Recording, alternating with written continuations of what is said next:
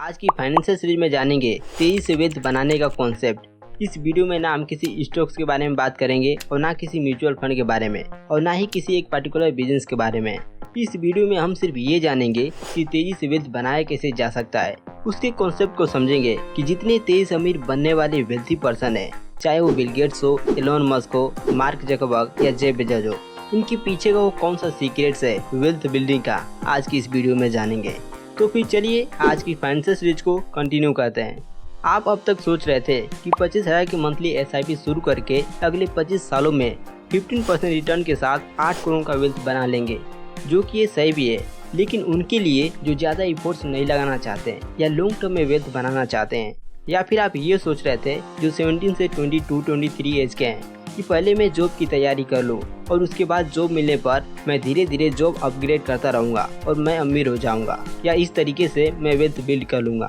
कुछ लोग ये भी सोचते हैं कि मैं अपना स्टार्टअप या बिजनेस शुरू करूँगा और फिर ज़्यादा बिजनेस ग्रो नहीं हो पाने की वजह से वो भी सेल्फ एम्प्लॉयड बनकर आ जाते हैं। तो आप अगर वेल्थ बनाने में ज़्यादा टाइम वेस्ट नहीं करना चाहते हैं और आप चाहते हैं कि बहुत कम टाइम में ज़्यादा वेल्थ बना सकूं, तो ऐसा करना पॉसिबल है और आप ऐसा कर सकते हैं। तो सबसे पहले हम इस स्टोरी को समझते हैं। मिस्र के एक महान फराओ ने अपने जुड़वा भतीजों चूमा और अजूर को बुलाकर एक बड़ा राजसी काम सौंपा, मिस्र के सम्मान में 2 पिरामिड बनाने का।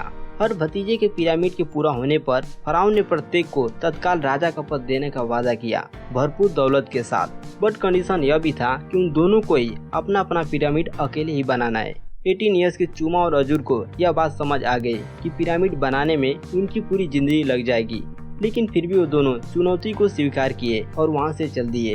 अजूर ने तत्काल अपनी पिरामिड बनाने की तैयारी शुरू कर दी। उसने बड़े बड़े भारी पत्थर खींचकर एक स्क्वायर शेप बना लिया। कुछ महीने बाद अजूर के पिरामिड की ग्राउंड वर्क तैयार हो चुकी थी। शहर के लोग अजूर के इर्द गिर्द इकट्ठा होने लगे और उसके रचनात्मक प्रयास की तारीफ करने लगे। आखिर 1 साल की मेहनत के बाद पिरामिड के लिए अजूर की परफेक्ट स्क्वायर फाउंडेशन ऑलमोस्ट तैयार हो चुकी थी। लेकिन अजूर यह देखकर बेचैन होने लगा कि चूमा की पिरामिड की जमीन पूरी तरह से खाली थी। वहाँ एक पत्थर तक नहीं रखा गया था, कोई ग्राउंड वर्क नहीं, वह 1 साल पहले की तरह खाली था। परेशान अजूर आखिर चूमा के घर पहुंचा और उसने पाया कि चूमा अपने बार्न में एक टेढ़े मेढ़े डिवाइस पर पूरी लगन के साथ काम कर रहा था।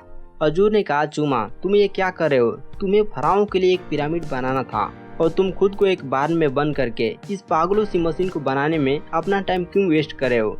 चूमा ने मुस्कुराकर कहा, मुझे अकेला छोड़ दो, मैं पिरामिड बना रहा हूँ। अजूर ने मजाक उड़ाने के अंदाज में कहा, हाँ क्यों नहीं, तुमने 1 साल में एक पत्थर तक नहीं रखा। अजूर ने उसे स्टूपिड बोलकर वहाँ से चला गया। 1 और साल गुजर गया और अजूर ने अपने पिरामिड की फाउंडेशन को और स्ट्रॉन्ग बना लिया। अब वो 2nd लेवल के काम में लग गया, लेकिन यहाँ एक प्रॉब्लम आने लगी।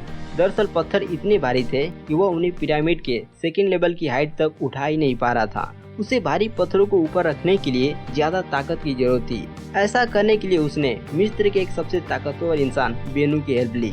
कुछ फीस लेकर बेनू ने अजूर के बॉडी को और स्ट्रॉन्ग बनाना शुरू कर दिया। अजूर को लग रहा था कि ज्यादा फिजिकल पावर के साथ वह भारी पत्थरों को पिरामिड के नेक्स्ट लेवल तक पहुंचा सकेगा। इस बीच चूमा का पिरामिड वाला स्थान अभी भी खाली था। 1 और साल गुजरने के बाद अब अजूर का पिरामिड निर्माण काफी स्लो गति पर आ चुका था। एक पत्थर को रखने में 1 महीने का वक्त लग रहा था। अजूर अधिकांश वक्त बेनू के साथ अपनी हड्डियों को स्ट्रॉन्ग बनाने में लगा रहा था। इसके अलावा अजूर अपना ज्यादातर पैसा फीस और जरूरी डाइट पर खर्च कर रहा था। अजूर ने अंदाजा लगाया कि इस तरह से उसका पिरामिड पूरा होने में 30 इयर्स का वक्त लग जाएगा। फिर एक दिन अचानक एक भारी पत्थर उठाने के दौरान अजूर को शहर के चौराहे से भारी शोर शराबे की आवाज सुनाई दी। अजूर और बाकी सभी लोग उसे देखने के लिए उसकी तरफ चले गए। चूमा शहर के मुख्य चौराहे पर एक 25 फीट की एक जुगाड़ू मशीन लेकर खड़ा था। कुछ ही मिनट में चूमा की मशीन ने भारी पत्थरों को उठाकर पिरामिड की ग्राउंड वर्क तैयार करने लगी। मशीन एक के बाद एक बिना किसी एक्स्ट्रा इफोर्ट के पत्थरों को उठाकर रखने लगी। इसके लिए चूमा को कुछ एक्स्ट्रा इफोर्ट नहीं लगानी पड़ी थी। भारी पत्थर तेजी से और जादुई तरीके से उठाकर रखे जा रहे थे। अजूर के पिरामिड के ग्राउंड वर्क बनने में जहाँ 1 साल का वक्त लगा, चूमा के पिरामिड के ग्राउंड वर्क 1 सप्ताह में रेडी हो गया। जिस 2nd लेवल के लिए अजूर को भारी स्ट्रगल करना पड़ा, चूमा की मशीन वह काम 30 गुना ज्यादा तेजी से कर रही थी। अजूर को जो काम करने में 30 दिन लग रहे थे, चूमा की मशीन ने 2 दिन में कर दिखाया। 40 दिन बाद चूमा की मशीन उतना काम कर चुकी थी जितना अजूर ने थकान से चकनाचूर होकर 3 साल में किया था। इसे देखने के बाद अजूर को महसूस हुआ कि मुझे और ताकतवर बनना होगा, मुझे और भारी पत्थर उठाने होंगे। अजूर ने पिरामिड बनाने के लिए कमर तोड़ मेहनत जारी रखी, जबकि चूमा का काम मशीन कर रही थी। 8 साल बाद चूमा ने 26 की एज में अपना पिरामिड पूरा कर लिया। महान फराओ खुश हुआ और उसने अपना वादा निभाया। उसने चूमा को राजा का पद दिया और बहुत सारा धन दौलत भी दी। इस बीच अजूर उसी ओल्ड पैटर्न पर चलता रहा। भारी पत्थर उठाओ, ताकतवर बनने के लिए वक्त और धन बर्बाद करो। वह फराओं को किए गए वादे के मुताबिक पिरामिड पूरा कर ही नहीं सका। अपने पिरामिड के एंड लेवल पर अजूर को हार्ट अटैक आने से मौत हो गई। तो दोस्तों, हमें भी अगर तेजी से वेल्थ बनाना है तो चूमा की तरह काम करना पड़ेगा। उसके जैसा वो सिस्टम या डिवाइस पहले बनानी होगी, जिस तरह से चूमा ने अपने काम के लिए उस जुगाड़ू मशीन को बनाया। चूमा को अमीर बनने में कितना टाइम लगा? 3 इयर्स उस सिस्टम को बनाने में और 5 इयर्स उस सिस्टम को अपने काम में लगाकर सक्सेस होने में।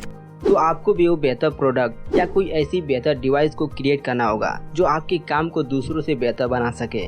अगर आप किसी को तेजी से वेल्थ बिल्ड करते देख रहे हैं तो आप उनकी डिवाइस और कारोबार के जरिए देख रहे हैं। जैसे कि वो इन्वेंटर जो एक गैजेट तैयार करता है और उसे लाखों की संख्या में 15 होलसेल डिस्ट्रीब्यूटर्स को सेल कर देता है।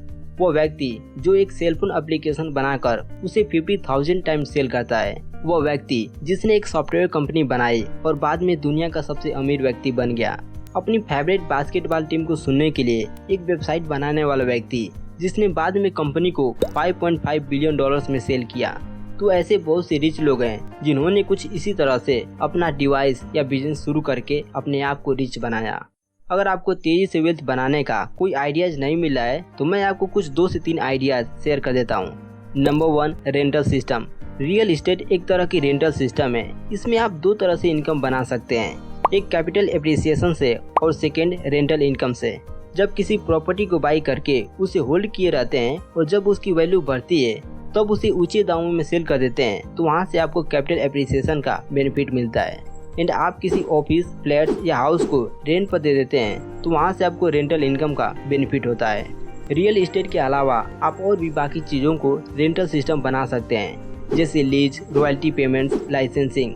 आप कोई बुक्स या कोर्सेज बनाकर उससे आप रॉयल्टी इनकम कर सकते हैं। कोई म्यूजिक या साउंड इफेक्ट्स या फुटेजेज के थ्रू आप अपना इनकम अर्न करना शुरू कर सकते हैं।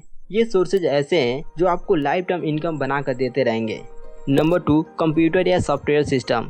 ये कोई हैरानी की बात नहीं है। इंटरनेट ने करोड़ों लोगों के लिए किसी और रास्ते की कंपैरिजन में ज़्यादा अपॉर्चुनिटीज अवेलेबल कराए हैं। ये एक वंडरफुल इन्वेंशन है जिसे आप वेल्थ क्रिएशन में कर सकते हैं। आप कोई ऐसी वेबसाइट्स बनाकर जिसकी लोगों को ज़्यादा जरूरत हो बिलियन डॉलर्स कमा सकते हैं।